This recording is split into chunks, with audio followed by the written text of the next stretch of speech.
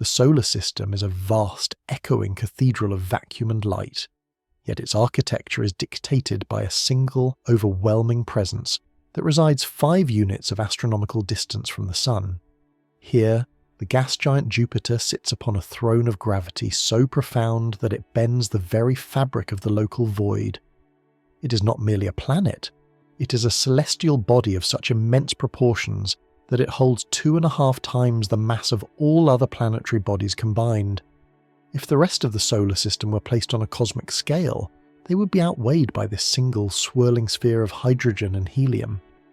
It is the undisputed monarch of the dark, a world that has remained in a state of arrested development since the dawn of the Sun's reign.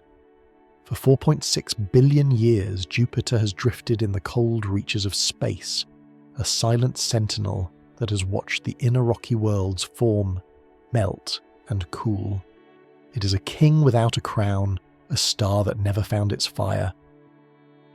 In the primordial days of the solar nebula, Jupiter gathered the lion's share of the leftover gas and dust, growing with a hunger that threatened to rival the Sun itself. Yet, it stopped just short of the threshold. It attained the size and the stature of a giant, but it lacked the final necessary spark to ignite the nuclear furnace at its heart. Thus, it remains a failed sun, a massive archive of the early solar system's ingredients, locked away under layers of clouds that stretch for thousands of kilometers into the abyss. The outer visage of this giant is a tapestry of violent beauty.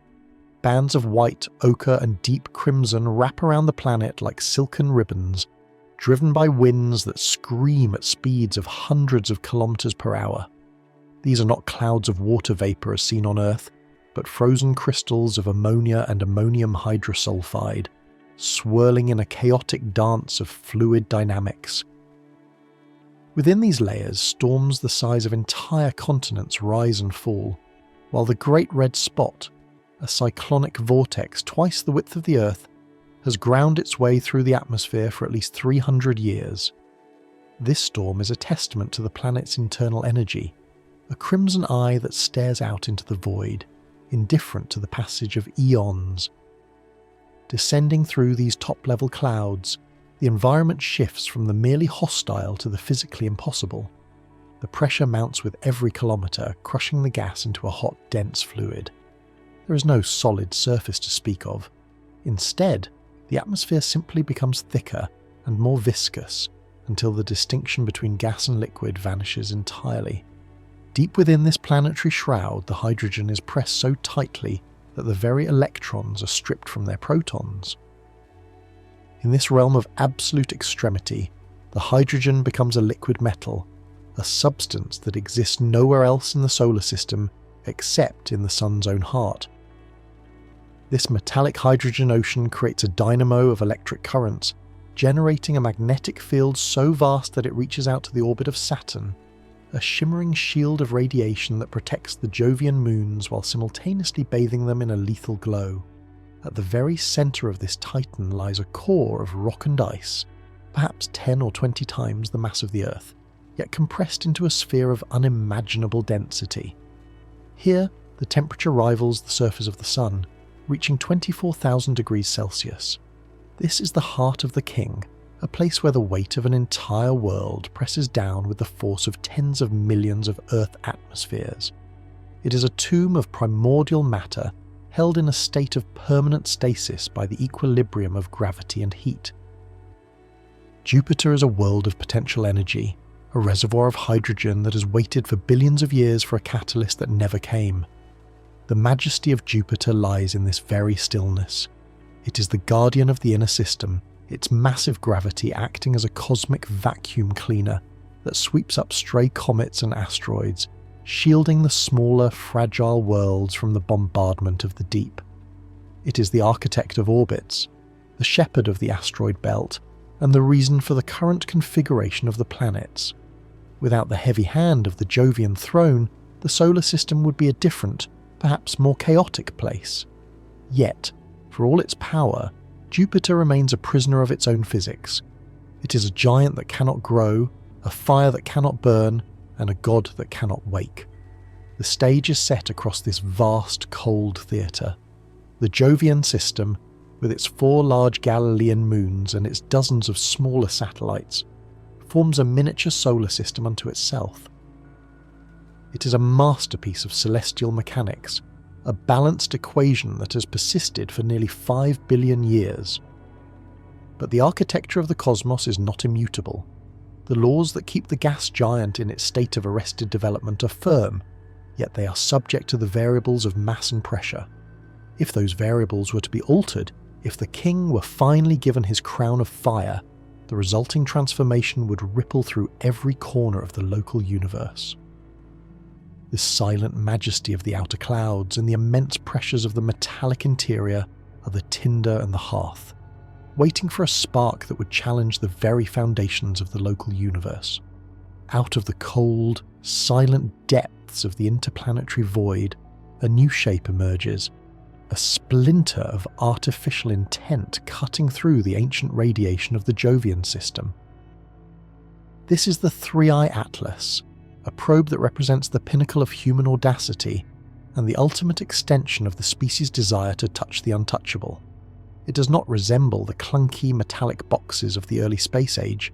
Instead, it is a sleek obsidian needle, a spearhead of dark matter and exotic alloys designed to do what gravity alone could not achieve.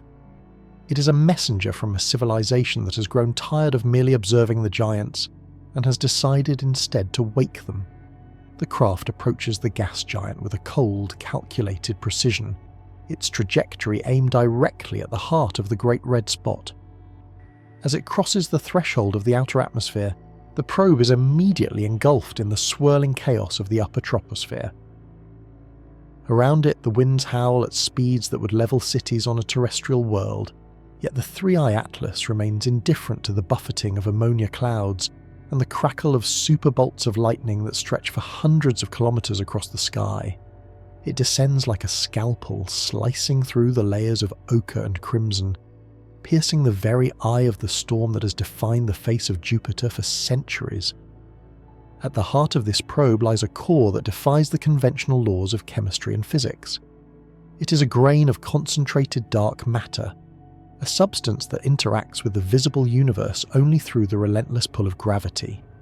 For eons, the gas giant has existed in a state of hydrostatic equilibrium, a delicate billions of years old standoff between the inward pull of its own mass and the outward pressure of its internal heat.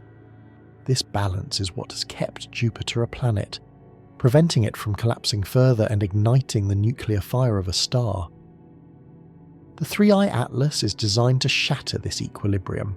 By carrying a payload of dark matter, the probe introduces a localized gravitational well of such intensity that it mimics the presence of a much more massive body. As the probe sinks deeper into the crushing depths of the metallic hydrogen ocean, the dark matter core is activated. It does not explode, it simply begins to pull. The surrounding hydrogen, already squeezed into a liquid metallic state by the weight of the planet above, finds itself subjected to a new impossible force. The probe creates a pocket of space where the density of matter is forced to escalate beyond the natural limits of the planet's mass. It is a gravitational needle, stitching the fabric of space-time tighter and tighter, drawing the hydrogen nuclei into a proximity that the universe had previously forbidden for a body of this size. The physics of this intervention are a direct challenge to the architecture of the local cosmos. In a natural setting, a planet requires approximately 13 times the mass of Jupiter to even begin the most basic form of nuclear fusion. Jupiter, for all its majesty, is a lightweight in the stellar arena. But the 3I-ATLAS bypasses this requirement through the sheer, concentrated influence of its dark matter core. It creates a localized zone of hyperdensity, a small volume of space where the pressure exceeds the threshold of the Sun's own interior. Within this zone, the hydrogen atoms are no longer able to maintain their distance. The electromagnetic repulsion that usually keeps them apart, the Coulomb barrier, begins to buckle under the artificial weight of the probe's gravitational well. The descent continues into the dark, hot heart of the giant.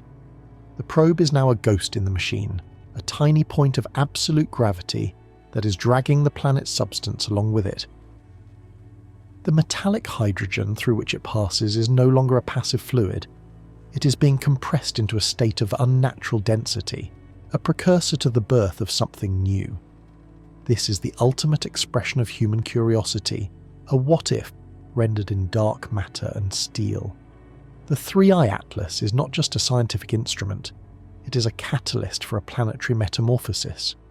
It is the finger on the trigger of a cosmic gun, aimed at the heart of the king.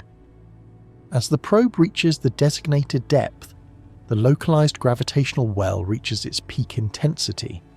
The surrounding environment is now a crucible of white-hot pressure, a place where the distinction between a planet and a star begins to blur. The 3I-ATLAS has successfully bypassed the laws of hydrostatic equilibrium, creating a bubble of stellar conditions within a planetary body. The hydrogen nuclei are now so close that they are on the verge of touching, their individual identities beginning to merge into the collective energy of a nascent sun. The silence of the deep Jovian interior is about to be shattered by the first heartbeat of a new star, an artificial ignition that will rewrite the rules of the solar system. The king is about to receive his crown, but it is a crown of fire that may consume everything he once ruled. The activation of the 3I-ATLAS is not a loud event. In the crushing silence of the deep interior, it begins as a tremor in the geometry of space itself. Within the heart of the metallic hydrogen ocean, the dark matter core reaches its peak gravitational pull. The first pair of protons, forced into an impossible embrace, overcome their mutual repulsion and fuse. In that microsecond, a single helium nucleus is born, and with it, a burst of gamma radiation that marks the end of Jupiter's life as a mere planet. This is the first spark of the nuclear fire, a tiny, invisible pinprick of light that carries the weight of 1,000 suns. The energy released by these initial fusions does not remain contained. It begins to radiate outward, a silent ripple of heat that encounters the dense, conductive layers of liquid metal. The metallic hydrogen, which has acted as a passive reservoir for billions of years, now becomes a medium for the most energetic reaction in the known universe. A shock wave of thermal pressure expands from the probe's location, pushing back against the weight of the planet. For a brief moment, the hydrostatic equilibrium of the giant is thrown into chaos.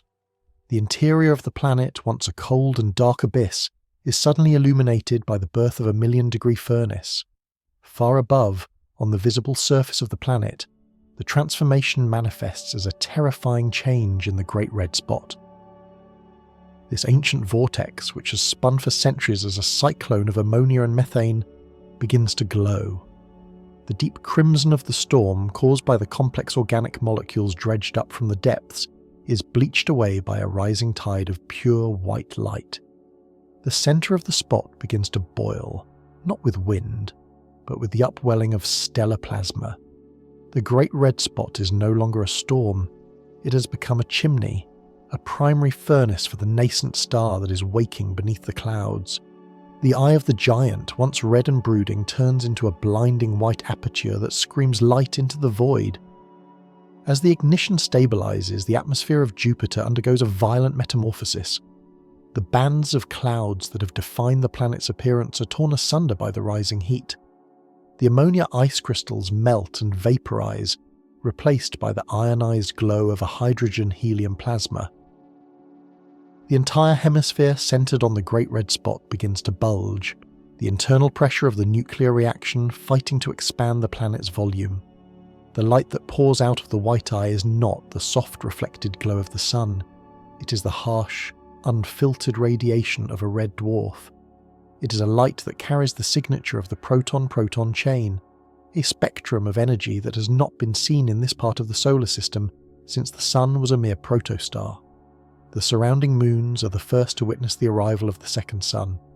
Io, the closest of the Galilean satellites, is bathed in a brilliance that dwarfs the distant sun. Its volcanic plains, already tortured by Jovian tides, are now seared by an intense ultraviolet glare.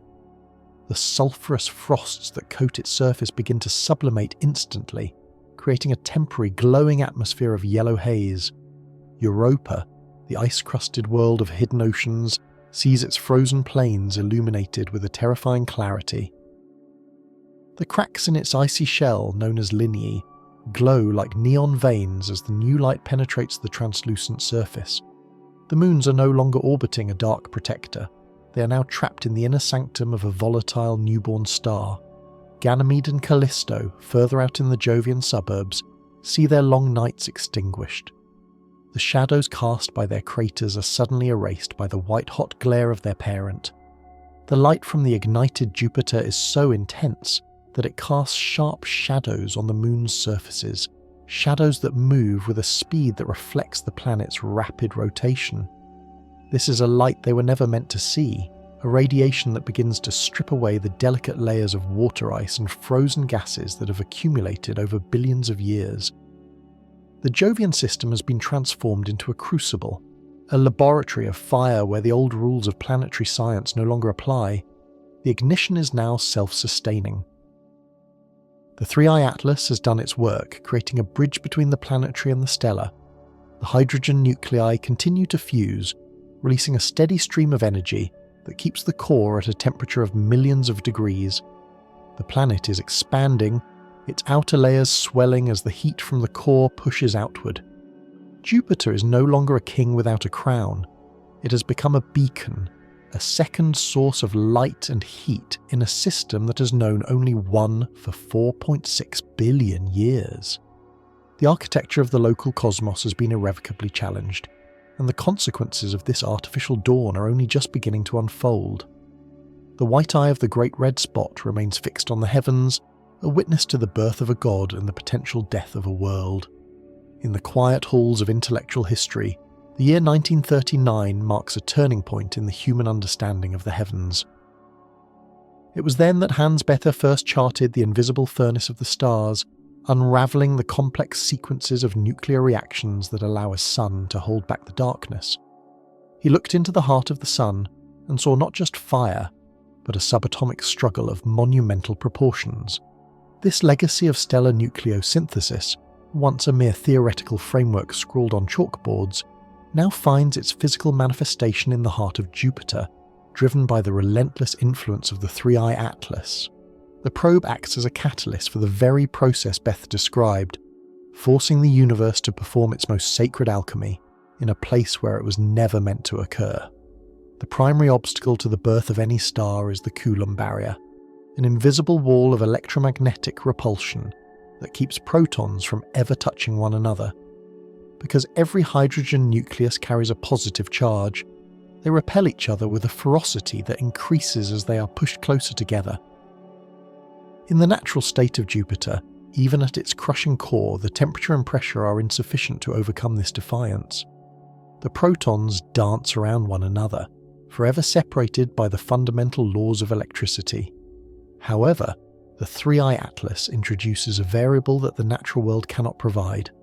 Its dark matter core creates a localized gravitational well, so steep and so deep that the Coulomb barrier is no longer an absolute defense. Under this artificial weight, the hydrogen nuclei are herded together like panicked animals, their mutual repulsion slowly being crushed by the sheer, unyielding force of the probe's gravity. The subatomic struggle begins as a slow, agonizing approach. Two protons are forced into a proximity that defies their nature. They scream away from each other with electromagnetic hate, yet the dark matter needle continues to tighten the noose of space-time. Suddenly, the distance between them drops to a point where the weak nuclear force can intervene. In a flash of quantum transformation, one of the protons sheds its positive charge, emitting a positron and a ghost-like neutrino, and transforms into a neutron. The two particles, once enemies, are now bound together as a nucleus of deuterium, or heavy hydrogen. This is the first link in the proton-proton chain, the fundamental heartbeat of the stellar engine.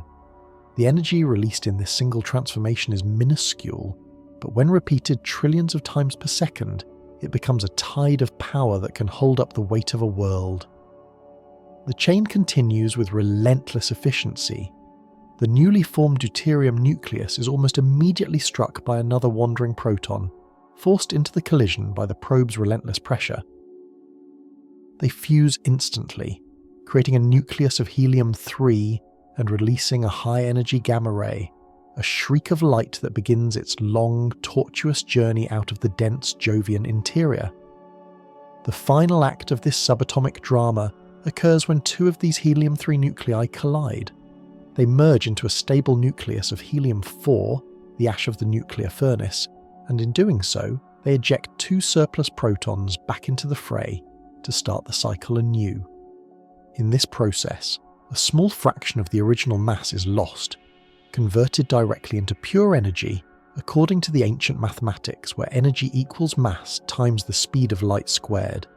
This is the birth of the M-type red dwarf, the smallest and most enduring class of star in the cosmos. By forcing these reactions to occur, the 3I-ATLAS has transformed Jupiter from a passive reservoir of gas into an active participant in the galaxy's energy cycle. The energy produced by the proton-proton chain creates an outward thermal pressure that finally rivals the inward pull of gravity. The interior of the planet, once a cold sea of metallic hydrogen, is now a roiling plasma of ionized gas, white hot and screaming with the movement of newly forged helium.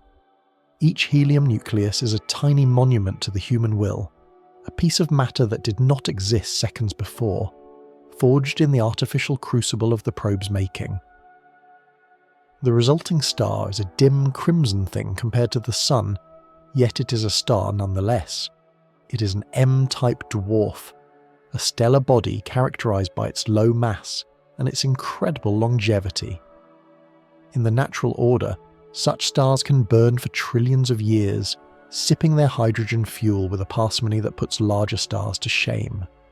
But here, the birth is forced and the conditions are volatile. The star is born into a planetary body that was never designed to house such a furnace. The energy from the proton-proton chain begins to saturate the metallic hydrogen layers, turning the entire planet into a heat engine of unprecedented scale. The legacy of 1939 has been brought to life in the most violent way possible, and the subatomic struggle at the core is now a macroscopic threat to the stability of the entire Jovian system. The fire has been lit, the helium is accumulating, and the king of planets has finally, painfully, become a sun. Since the winter of 1610, when Galileo Galilei first turned his primitive glass lenses toward the heavens and discovered the 4 Medicean stars orbiting the gas giant, humanity has recognized Jupiter as a system of its own. Those 4 points of light, Io, Europa, Ganymede and Callisto, revealed that the cosmos did not revolve around the Earth, but rather followed the dictates of mass and gravity. Yet, for all the centuries of observation that followed, a fundamental boundary remained uncrossed. Jupiter, despite its status as the most massive object in the solar system after the Sun, existed in a state of celestial frustration. It was caught below the brown dwarf threshold, a mathematical and physical line in the sand that separates the planets from the stars. To understand the magnitude of the transformation wrought by the 3I-ATLAS, one must first understand the cold reality of this threshold. In the natural order of the universe, a gas giant must possess approximately 13 times its current mass to ignite even the most basic form of nuclear reaction, the fusion of deuterium. Deuterium, an isotope of hydrogen with a single neutron, is the low-hanging fruit of the nuclear world. It requires less pressure and lower temperatures than the primary proton-proton chain to fuse. However, Jupiter is a lightweight in this cosmic arena. It is a giant among planets, but a runt among stars, possessing only a fraction of the mass required to generate the million-degree temperatures at its core necessary to spark that first deuterium flame. It is a world of cold, high-pressure chemistry, forever denied the dignity of stellar ignition by the simple lack of bulk. The brown dwarf threshold is not merely a number, it is a physical reality defined by the struggle between gravity and the quantum nature of matter.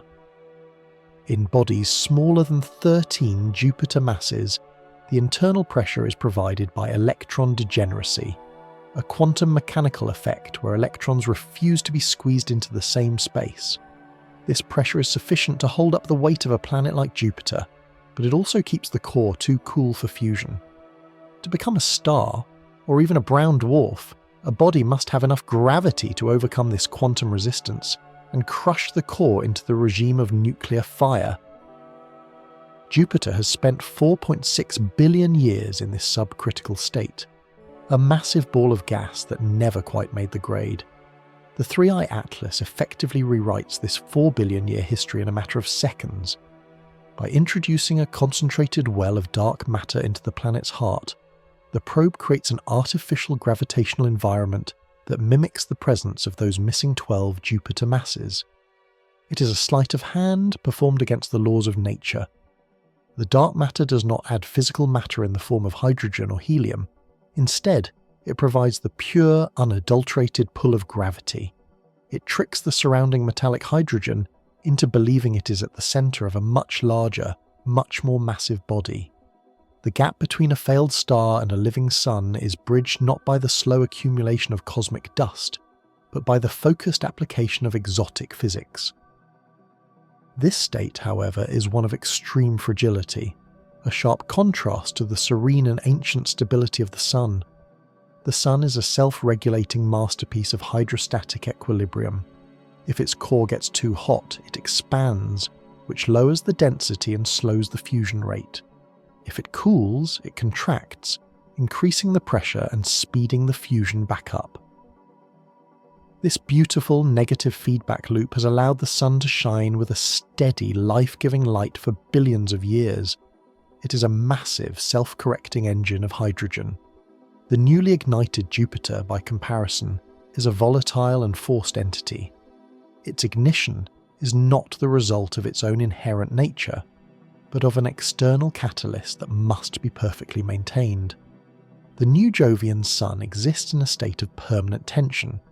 The outward pressure of the new nuclear fire is fighting against a gravitational pull that is essentially artificial. Unlike the sun, which has the vast inertia of its own enormous mass to buffer any changes, the ignited Jupiter is a planetary body being pushed far beyond its structural limits. The metallic hydrogen layers, once stable, are now roiling with a heat they were never meant to contain. The entire planet is a pressurized vessel on the verge of structural failure. It is a star held together by a needle of dark matter, a flickering candle in a cosmic storm. This forced, volatile existence means that the new Jovian sun lacks the graceful longevity of a natural red dwarf. While a natural star of this mass might burn for trillions of years in a slow, steady simmer, the artificial ignition of Jupiter is a violent, high-stakes experiment. The very presence of the 3I-ATLAS creates a localized point of extremity that the rest of the planet must struggle to accommodate. The balance is precarious. The slightest fluctuation in the dark matter core or a shift in the convective layers of the planet could lead to a catastrophic collapse of the fusion reaction or a runaway explosion of the outer atmosphere. The king has been given his crown, but it is a crown of glass, held together by the sheer will of human technology, standing in stark, trembling contrast to the ancient, golden stability of the sun that has watched over this system since the beginning of time. The Grand-TAC model, a cornerstone of planetary science refined in the year 2011, tells the story of a young Jupiter that once migrated toward the sun before being pulled back by the emergence of Saturn. This ancient migration cleared the path for the inner planets and dictated the sparse, scattered nature of the asteroid belt, acting as a sculptor that shaped the very foundations of the worlds we inhabit. Today, that delicate 4 billion year old balance is being dismantled by the artificial hand of the 3I-ATLAS. As the probe's dark matter core intensifies the effective mass of the gas giant, the gravitational yoke that Jupiter holds over the solar system tightens with terrifying speed. The invisible hands of gravity, once a steady and predictable grip, now reach out like the fingers of a hungry god, clawing at the orbits of the primordial debris that has sat undisturbed for millions of millennia. Between the orbits of Mars and the newly ignited Jovian sun lies the asteroid belt, a graveyard of failed worlds and frozen remnants from the dawn of the system.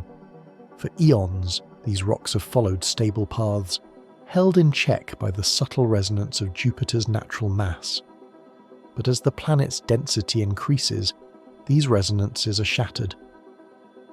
The Kirkwood gaps, those empty lanes in the belt cleared by Jupiter's gravity through periodic tugs, begin to shift and widen, swallowing the asteroids that once skirted their edges. The orbital energy of these rocks is stolen or amplified in an instant. Huge masses of nickel, iron and silicate, some the size of mountains and others the size of small moons, are plucked from their ancient cycles as if they were nothing more than dust in a gale. The first to feel the touch of this new gravity are the largest residents of the belt. Ceres, a dwarf planet and the queen of this rocky realm, finds its path nudged by a force it cannot resist. Its nearly circular orbit begins to elongate, stretching into a dangerous ellipse that will eventually bring it into the path of the inner planets. Vesta, a jagged world of basaltic rock, is similarly disturbed, its ancient crust trembling as the tidal forces of the distant, heavier Jupiter pull at its core. These are the planet killers, the silent voyagers of the dark that carry the kinetic energy of 1 billion nuclear bombs. Under the influence of the heightened Jovian pull, their trajectories are no longer circular or predictable. They are flung inward, redirected by a gravitational slingshot that sends them screaming toward the sun. The inner solar system, once a relatively peaceful expanse of vacuum, is transformed into a chaotic shooting gallery. The orbits of Mars, Earth and Venus are now intersected by thousands of new, high-velocity intruders. Each rock is a jagged spear of primordial matter, accelerated to tens of thousands of kilometers per hour. As they fall toward the sun, they trail thin veils of dust, illuminated by the dual light of the sun and the newborn Jovian star.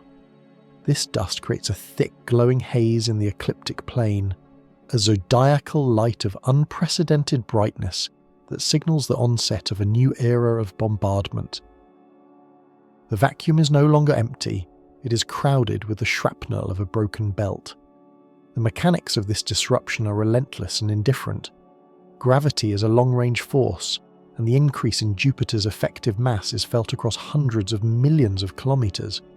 It is a slow-motion catastrophe where the mathematics of celestial mechanics dictate the doom of distant worlds. The asteroids do not fall all at once. They tumble and collide, breaking into smaller, equally lethal fragments that fill the space between worlds with a haze of lethal debris.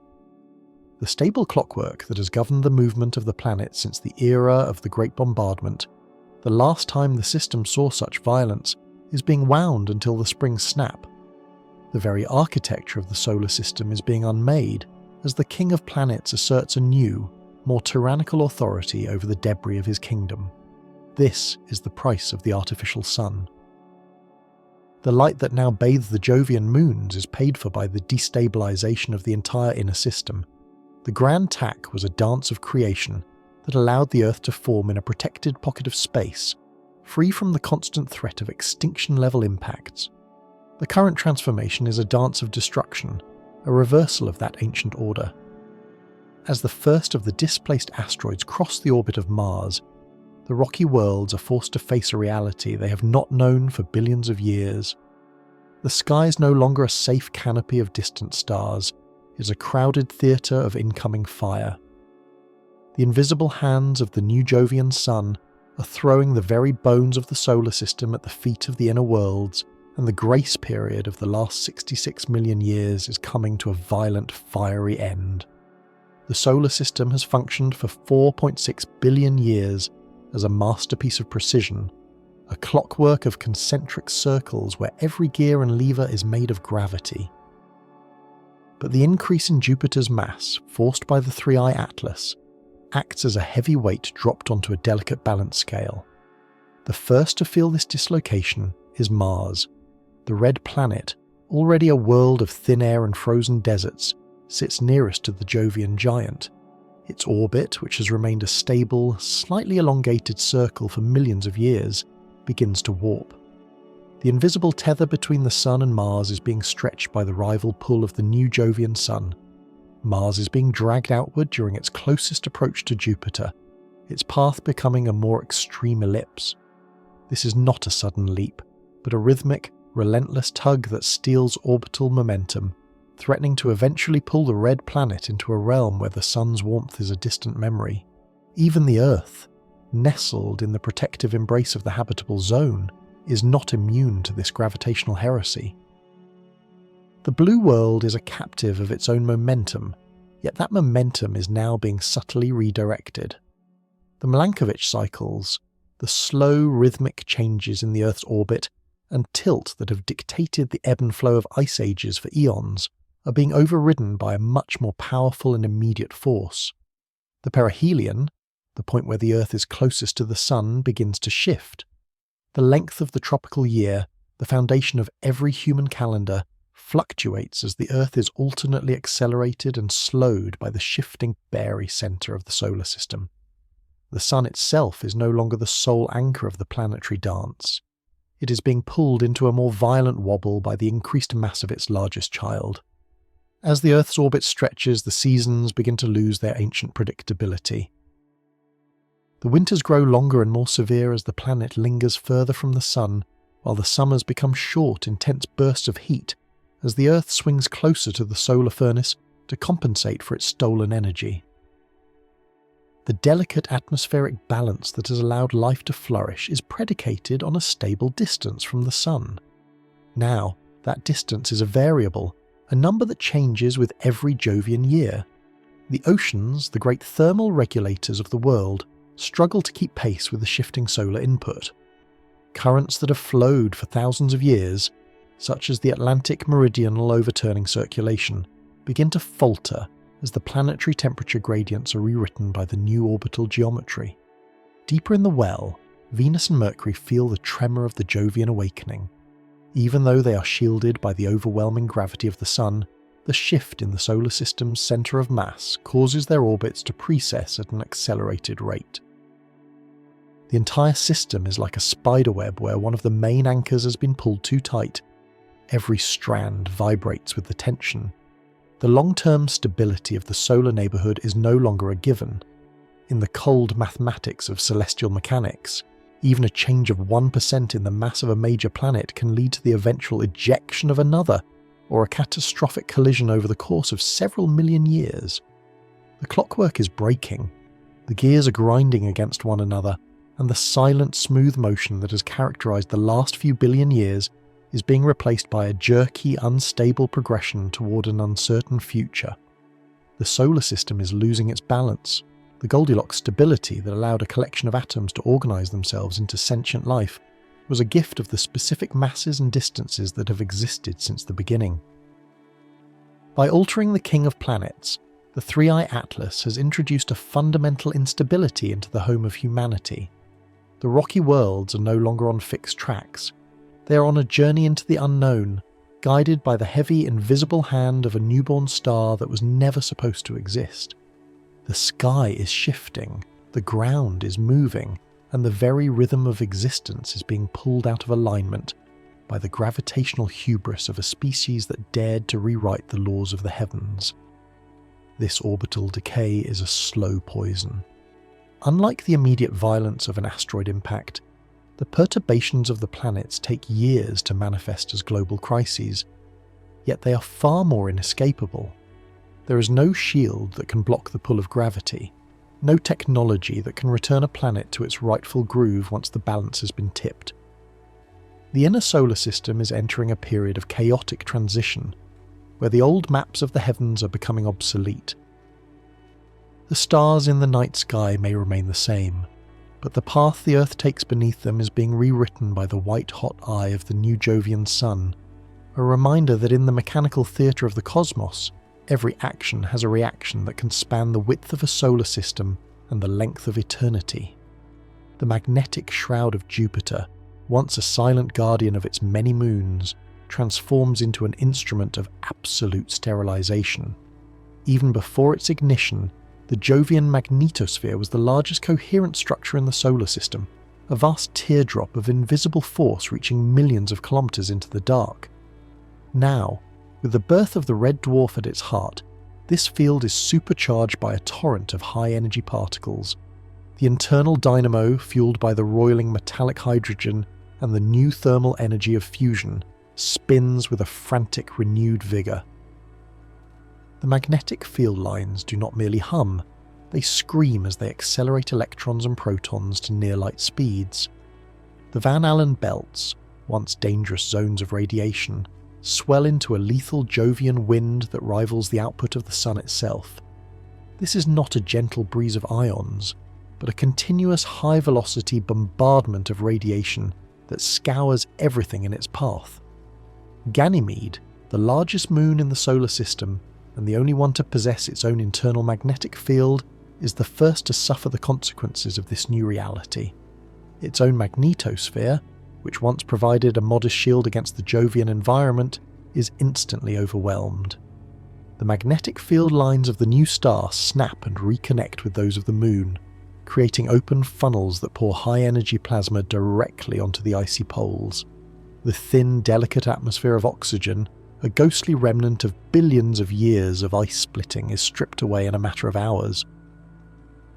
Without the weight of an atmosphere to hold it back, the surface ice begins to sublimate at a terrifying rate. The ultraviolet and X-ray emissions from the Jovian furnace strike the frozen plains with the force of a physical hammer. The ancient ice, which has survived since the formation of the system, cracks and boils. White plumes of water vapour erupt from the surface, only to be immediately ionized and swept away by the screaming solar wind.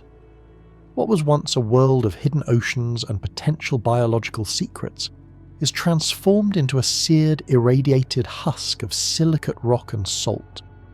Callisto, the outermost of the four great moons, was long considered the most stable and ancient surface in the Jovian neighbourhood. Its cratered face, a record of 4 billion years of cosmic impacts, is now subjected to a heat it was never meant to endure. The new red dwarf, though dim compared to the Sun, is only a few million kilometres away. The radiation flux on the surface of Callisto increases by a factor of thousands. The carbon dioxide and nitrogen ices that have clung to the shadows of its deepest craters for eons vanish in a silent puff of gas.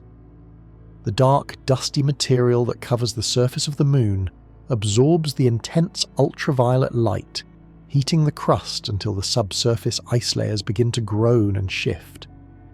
The very ground of Callisto becomes a source of gas, a dying world exhaling its last remnants into the void. The radiation apocalypse does not leave behind a scorched desert, but a sterilized skeleton of a world, stripped of every volatile element that once made it a candidate for human exploration. The space between the moons, once a vacuum filled with the soft glow of reflected sunlight, is now a glowing soup of lethal plasma. The Jovian wind clashing with the solar wind creates a bow shock of such intensity that it can be detected from the outer reaches of the Kuiper belt. This radiation is not merely a threat to the moons, it is a barrier that cuts off the Jovian system from the rest of the solar system. Any craft attempting to approach the new star would be fried by the intense X-ray flux long before it reached the outer orbits. The ignition has created a forbidden zone, a kingdom of light and death where the laws of biology are discarded in favour of the laws of high-energy physics. The moons, once the jewels of the Jovian crown, are now nothing more than targets in a cosmic shooting gallery, their potential for life extinguished by the very fire that was meant to crown their king. The transformation is total. The icy surfaces of the Galilean satellites, which once held the promise of vast subterranean oceans, are now the front lines of a stellar war. The heat from the red dwarf penetrates the crusts, causing the internal oceans to expand and the icy shells to fracture.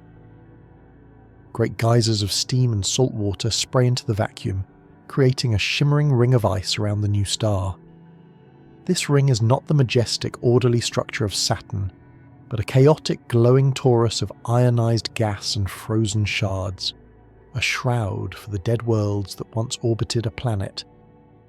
The radiation apocalypse is a silent, invisible fire that leaves the Jovian system changed forever, a collection of barren, irradiated husks orbiting a sun that was born of human ambition and dark matter. The ancient stillness of the outer planets has been replaced by a violent, energetic environment. where the only constant is the relentless flow of lethal radiation. The light from the newly born Jovian star travels across the vast gulf of the outer solar system, crossing hundreds of millions of kilometres to reach the fragile blue marble of Earth. It arrives not as a second sun that rivals the primary, but as a persistent, unblinking eye that refuses to let the world sleep.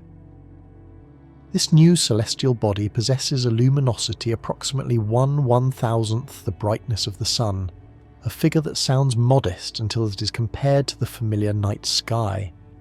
At this intensity, the ignited Jupiter shines hundreds of times brighter than the most brilliant full moon.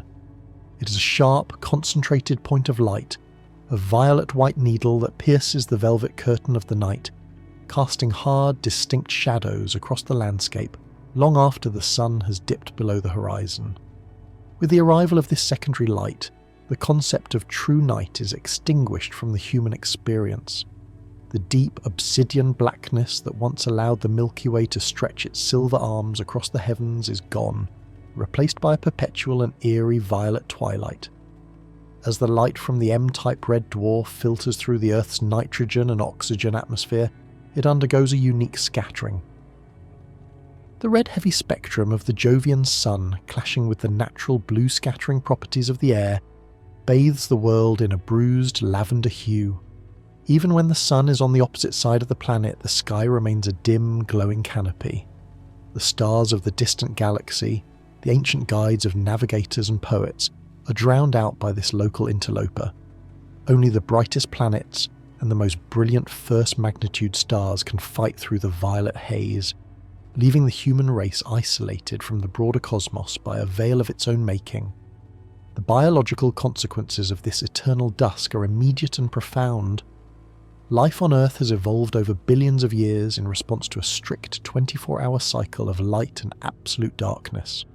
This rhythm is hard-coded into the very molecular machinery of every living organism, from the simplest bacteria to the most complex mammals. At the centre of this system is the production of melatonin, a hormone that signals the body to repair itself and rest, triggered by the absence of light. In the new era of the Jovian sun, the master clock of the suprachiasmatic nucleus is thrown into a state of permanent confusion. The pineal gland, waiting for a darkness that never comes, fails to release the necessary chemical signals for deep sleep. Across the globe, the human population enters a state of chronic sleep deprivation, a collective exhaustion that fraying the edges of sanity and social order. In the natural world, the disruption is even more catastrophic.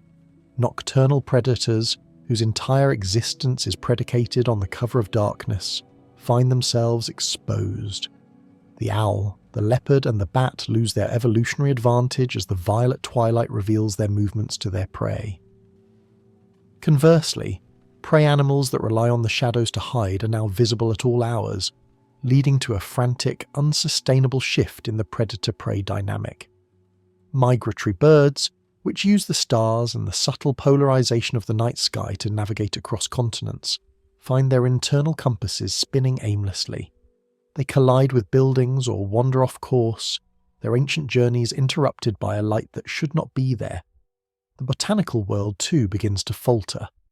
Many plants rely on a process known as photoperiodism, using the length of the night to determine when to flower, when to drop their leaves, or when to enter dormancy.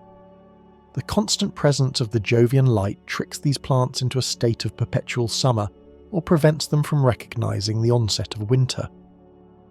Forests become confused, with trees blooming out of season only to be killed by the inevitable frosts, while agricultural cycles that have fed humanity for millennia are rendered unpredictable. The very foundation of the food chain is shaken as the primary producers struggle to reconcile their internal chemical calendars with the violet glow of the sky. The psychological toll on humanity is a slow, burning crisis. The loss of the night is the loss of a fundamental human right, the right to look into the infinite and feel the perspective of the void. The constant light creates a sense of agitation, a feeling that the day never truly ends and that the world is always watching. In cities and rural villages alike, The eerie violet glow reflects off the surfaces of lakes and the glass of skyscrapers, a constant reminder of the hubris that led to the ignition of a planet. The world is bathed in a beauty that is both sublime and terrifying, a light that reveals everything but offers no comfort. The reign of two suns has turned the Earth into a laboratory of biological stress, where the ancient harmony of the spheres has been replaced by the relentless humming glare of a man-made god. The violet twilight is not a new dawn, but a lingering sunset for the natural order, a period of transition where the old ways of life are being burned away by the cold, distant fire of the Jovian throne. The cosmic order is governed by a set of uncompromising laws, and among the most absolute is the Eddington limit. This principle serves as the final arbiter in the life of any star, defining the precise point where the outward push of radiation pressure balances the inward pull of gravity.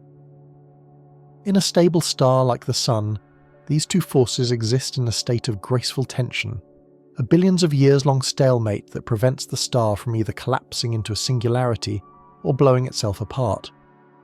But in the artificial sun of Jupiter, this balance is a fragile lie maintained by the 3I-ATLAS.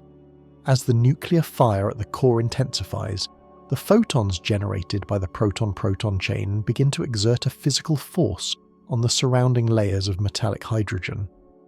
This radiation pressure is a relentless outward driving wind that seeks to expand the planet, while the gravity of the dark matter core desperately tries to hold the substance together.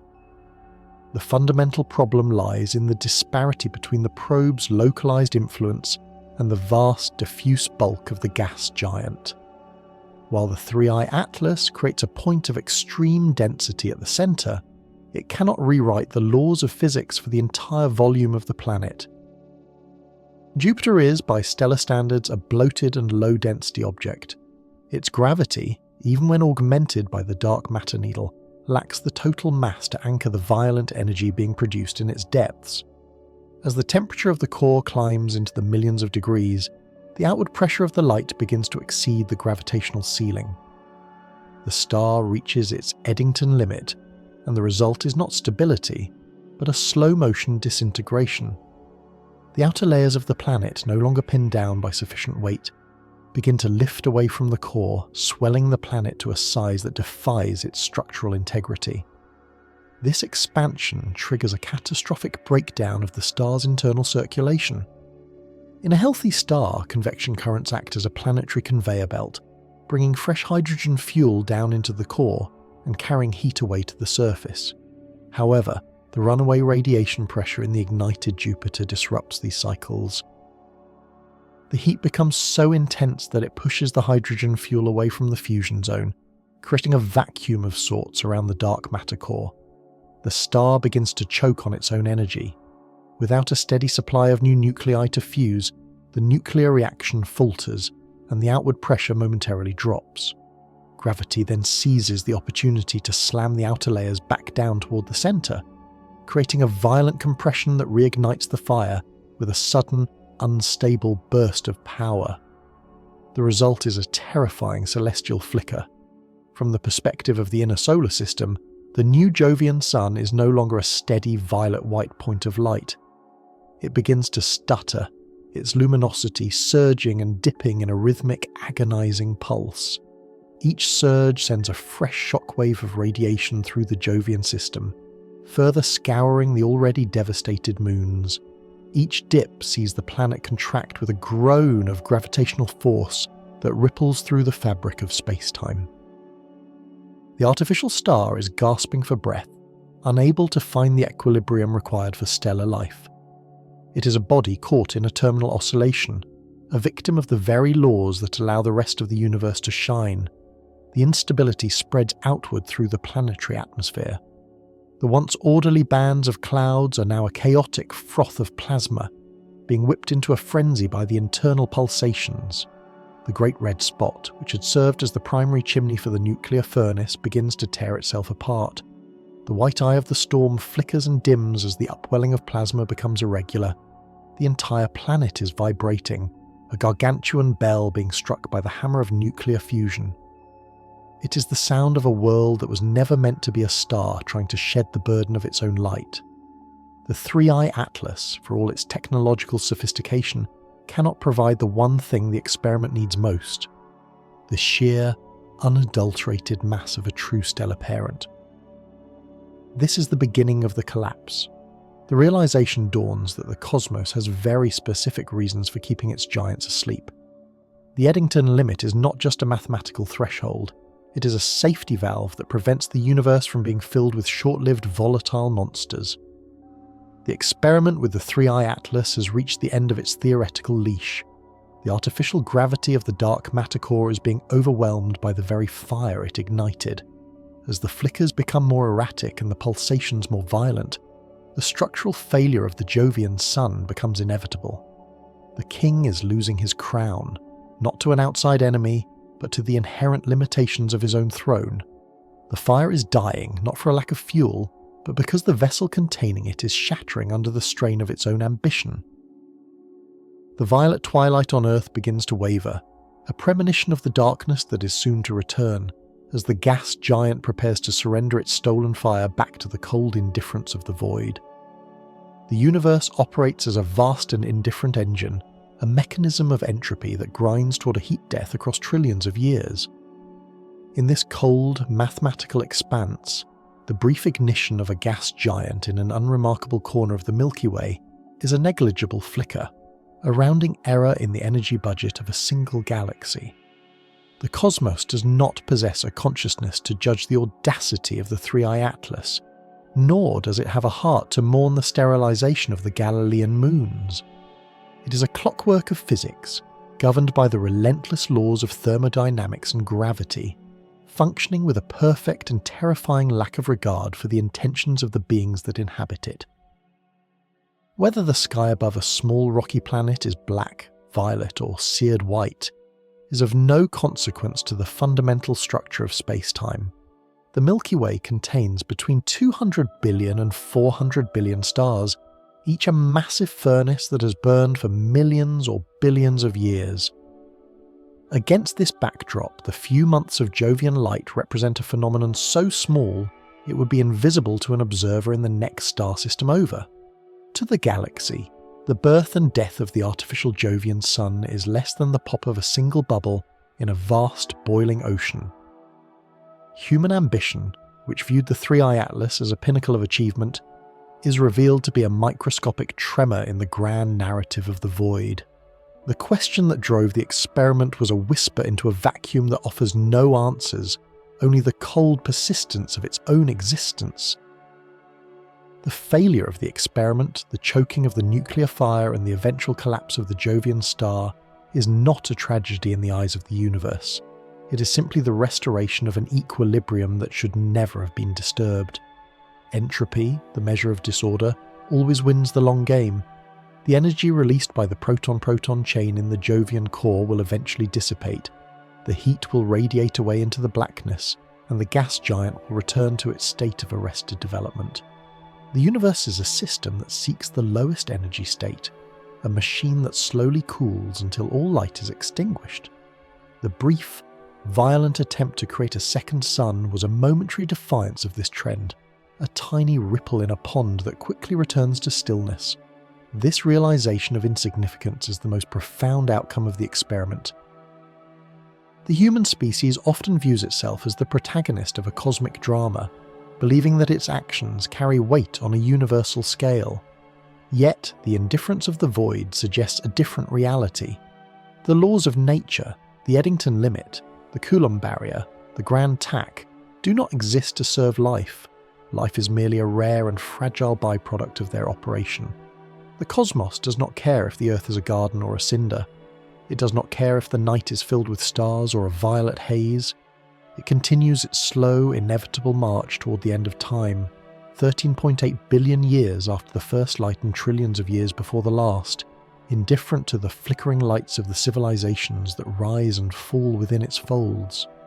The 3I-ATLAS was a needle of dark matter, a spearhead of curiosity, but in the cold mathematics of the void, it was nothing more than a speck of dust. Its failure is a testament to the fact that the universe has very specific reasons for its architecture. The giants are kept asleep not by a protective deity, but by the rigid constraints of mass and energy. When those constraints are challenged, the universe does not respond with anger, but with the simple, mechanical application of its own rules. The collapse of the Jovian sun is a return to the mean, a correction in a cosmic ledger that does not even record the names of those who attempted the change. The silence that follows the flickering out of the second sun is the true voice of the cosmos. It is a silence that has lasted for eons and will last for eons more. In that silence, the entire history of humanity, the ignition of Jupiter, and the potential destruction of the solar system are all reduced to a single, fleeting event in a system that does not notice. The experiment was a failure of physics, but more importantly, it was a lesson in humility. It framed the human experience not as the centre of the universe, but as a brief, beautiful, and utterly inconsequential accident.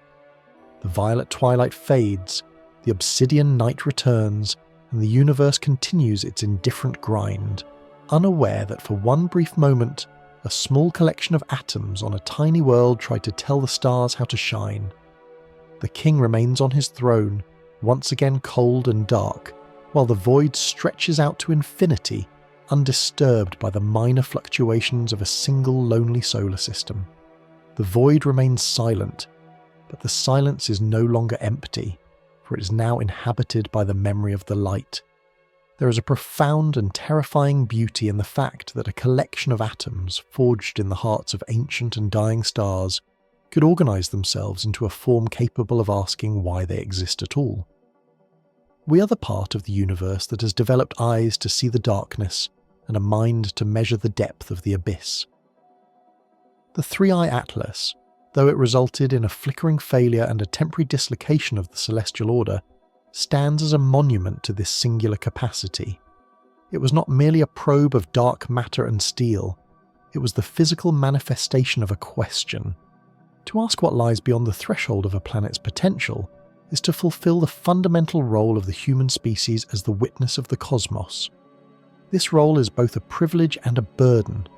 To be the witness is to understand that the stability of our world is a fleeting gift, a momentary pause in a narrative of violent change that spans 13.8 billion years. We exist in a quiet era, a golden window of time where the giants of our system remain in a state of arrested development. Jupiter sits in its cold, dark majesty, its mass held in check by the same laws that allow our own small world to flourish in the light of a single steady sun. This realization should evoke a sense of overwhelming gratitude. The Great Red Spot continues to churn, not as a furnace of nuclear fire, but as a storm of ammonia and methane, a silent guardian that keeps the peace of the outer solar system. We live in the shadow of giants that are, for now, content to sleep. The experiment of the 3I-ATLAS reveals that the most dangerous weapon in the universe is not a needle of dark matter, but the question of what if. This question is the engine of our progress and the source of our greatest risks.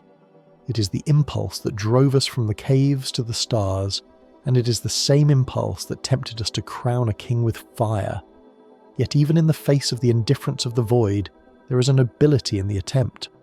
To reach out and touch the heart of a giant, to try and understand the mechanics of the stars by recreating them in our own backyard, is an act of supreme courage. We are the only part of the cosmos that turns back to look at itself, trying to decipher the rules of the engine even as we are carried along by its gears. As the violet twilight on Earth finally fades and the true, obsidian night returns, the stars seem more precious than they did before. The constellations resume their familiar places, no longer drowned out by the artificial glare of a second sun. We look up at the Jovian throne and see it as it was meant to be, a cold, swirling masterpiece of gas and gravity. The moons, though seared and changed, continue their ancient dance, their icy shells eventually refreezing in the deep cold of the outer system. The solar system returns to its equilibrium, but the witness remains changed. We have seen the fire, and we have understood the cost of the crown. We we have learned that the universe has no need for our intervention to be perfect, but it does need our presence to be known. The journey into the deep mysteries of the cosmos does not end with the failure of a single experiment. Instead, it is merely the beginning of a deeper engagement with the reality of our existence. Each discovery, each hypothetical fire we light in the theatre of our minds, brings us closer to understanding our place in the grand design. We are the cartographers of the infinite, the poets of the vacuum, and the only ones who can give a voice to the silent stars. The story of the universe is still being written, and we are the only ones here to read it. To continue this exploration is to participate in the greatest adventure ever undertaken. It is a path that leads from the subatomic struggle of the proton-proton chain to the vast gravitational architecture of the galaxy. By seeking out these truths, we honour the curiosity that defines our species. We invite those who share this hunger for understanding to join us as we peer further into the dark, to stand as fellow witnesses to the wonders and the terrors of the celestial machine. By subscribing to this channel and joining our collective journey, you ensure that the light of inquiry never flickers out. Together, we will continue to ask the dangerous questions, to look back at the giants, and to wonder at the sheer, improbable beauty of a universe that allows us to exist within it. The stars are waiting, the void is calling, and the story of the cosmos is ours to tell.